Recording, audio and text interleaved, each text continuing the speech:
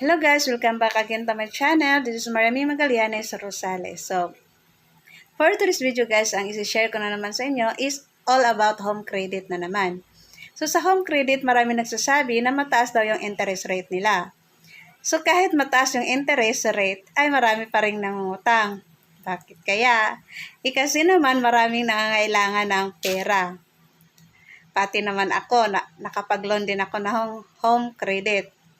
So, sa home credit guys, napakataas talaga ng interest na mababayaran kapag napakataas rin naman ng term na iyong pinili. Halimbawa, 2 years above.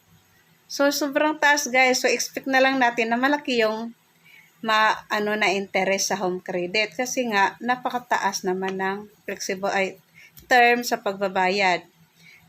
Unlike kung tatapusin nyo lang ng 3 buwan, napakaliit lang, kaya lang mabigat yung kapag wala ka pang pera ang bigat, hindi mo talaga ma-fully paid. So, doon talaga tayo pipili sa mataas-taas na term sa pagbabayad.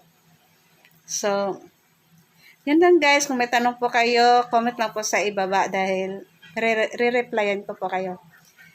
And guys, don't forget to like, share, and subscribe to my channel. Thank you!